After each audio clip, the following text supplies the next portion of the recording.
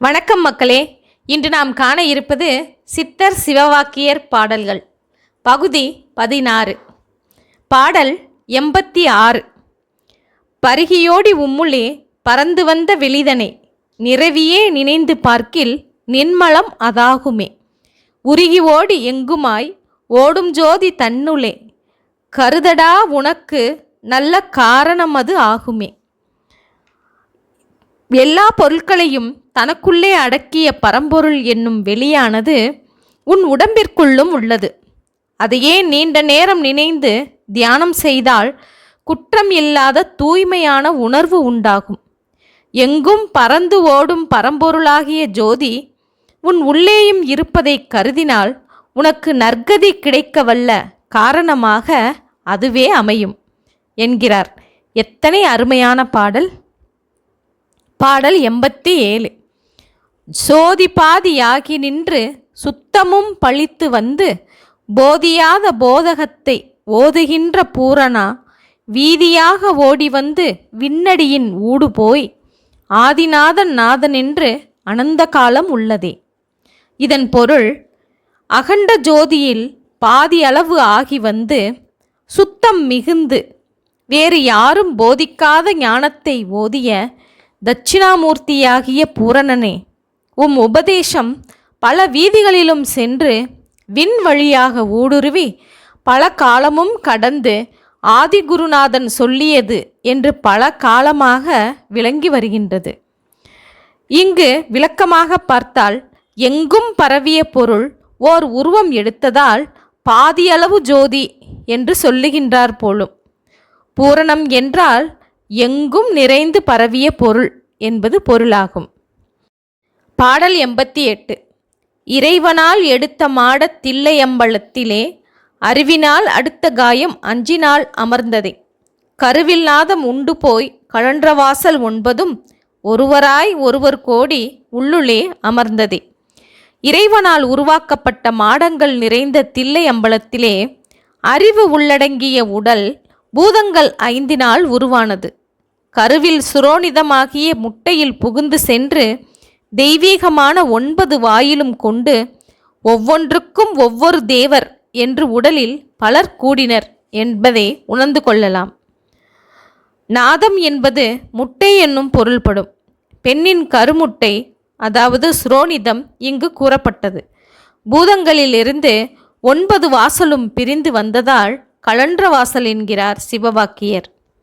பாடல் 89. நெஞ்சிலே இருந்திருந்து நெருங்கியோடும் வாயுவை அன்பினால் இருந்து நீர் அருகிருத்த வள்ளிரேல் அன்பர் கோயில் காணலாம் அகலும் என் திசைக்குள்ளே தும்பியோடி ஓடியே சொல்லடா சுவாமியே. மூச்சு விடுவதால் மார்பில் வந்து வந்து ஓடும் பிராணவாயுவை அன்போடு நோக்கி பிராணாயாமத்தால் உமக்கு அருகில் இருக்குமாறு நீர் செய்ய வல்லவர். ஆனால் உமக்குள் கடவுள் இருக்கும் கோயிலையும் காணலாம். விரிந்து செல்லும் 8 திசைகளிலும் தும்பிப்போல் ஓடி தெய்வத்தை உணர்வதால் தெய்வமாகவே வாழலாம். இதில் விளக்கமாக பார்த்தால், தும்பி எனும் வண்டு வாயில் ஒரு குழல் கொண்டு மலரிலிருந்து தேனை உறிஞ்சுவது போல ஜீவன் முக்தர்கள் 8 திசைகளிலும் உள்ள தெய்வ இருப்பை உணர்வர் என்பதுதான் இதன் பொருளாகும். சுவாமியே என்பது ஜீவன் முக்தரே என்று சொல்லும் பொருள்படும். பாடல் 90. தில்லையை வணங்கி நின்ற தெண்டனிட்ட வாயுவே, எல்லையை கடந்து நின்ற ஏகபோக மாய்கையே, எல்லையை கடந்து நின்ற சொர்க்கலோக வெளியிலே வெள்ளையும் சிவப்புமாகி மெய்கலந்து நின்றதே. மார்பில் மையம் கொண்ட வாயு தலையாகிய எல்லையை கடந்து போகும்போது வெண் சிவப்பு ஒளியாக போய் மறையும். அதுவே சொர்க்கலோக வெளியும் ஆகும். விளக்கமாக பார்த்தால், தில்லை என்பது அநாகதம் எனப்படும் இதய பகுதியாகும். பிராணாயாமத்தில் வாயுவை இங்கே நிறுத்துவதை வணங்கி தெண்டனிடுதல் என்கிறார். தெண்டனிடுதல் என்பது பணிந்து நிற்றல் என்னும் பொருள்படும். வெண் சிவப்பு என்று சொல்லுவது உதய காலத்தில் அல்லது மாலை அடங்கும் காலத்தில் தோன்றும் சூரிய ஒளியை குறிப்பதாக இருக்கலாம். பாடல் 91.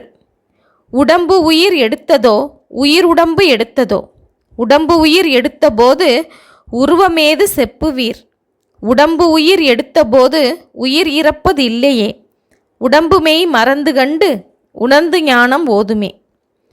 உடம்பே தனக்கென உயிரை ஏற்றுக்கொண்டதா, உயிர் தனக்குரிய உடம்பை ஏற்றுக்கொண்டதா? உயிரும் உடம்பும் ஒன்றுபடும் நேரத்தில் உடம்பிற்கு ஏதாவது உருவம் இருந்ததா?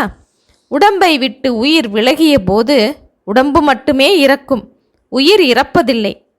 உடம்பு உன் உயிர் கூடி வாழும்போது அதை மறந்து இருக்கும் நிலையில் அதுவரை காணாததை கண்டு உணர்ந்து ஞானம் பெற்று உயர்ந்த அறநூல்களை ஓதி உணர்ந்து கொள்ளுங்கள்.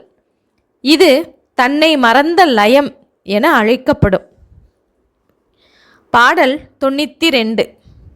அவ்வெனும் எழுத்தினால் அகண்டம் 7 ஆகினாய், உவ்வெனும் எழுத்தினால் உருத்தரித்து நின்றனை, மவ்வெனும் எழுத்தினால் மயங்கினார்கள் வையகம், அவ்வும் உவ்வும் அவ்வுமாய் அமர்ந்ததே சிவாயமே. என்னும் எழுத்தினால் உலக உற்பத்தி தோன்றுமாகையால் அகண்டு விரிந்த 7 உலகமும் ஆகிவிட்டாய். என்னும் எழுத்து குவிந்து செயல்படுவதால் உருவம் கொண்டு நின்றாய். எனும் எழுத்து முடிவை உணர்த்துவதால் வையகம் முழுவதும் உள்ள உயிர்கள் யாவும் மயங்கின. உ இம் எனும் 3 எழுத்தும் ஒன்றாகி ஓம் என ஒரே ஒளியாக வரும்போது அது சிவாய நம என்கிற மந்திரத்தின் முழுமையையும் பெற்றுவிடுகின்றது.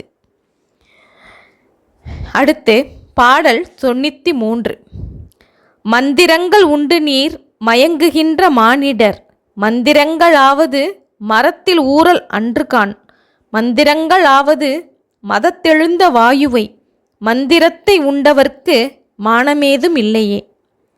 மந்திரங்கள் உண்டு என மயங்கும் மனிதர்களே, மந்திரமாவது செயல்திறத்தை உள்ளடக்கிய மதுவை போன்று ஓர் ஊறல் கொண்ட சரக்கு அல்ல.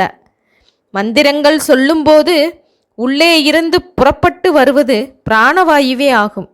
இப்படிப்பட்ட பிராணவாயுவை அடைந்தவர்க்கு அளவிடப்படும் ஆற்றலுக்கு எல்லை என்று எதுவும் இல்லை.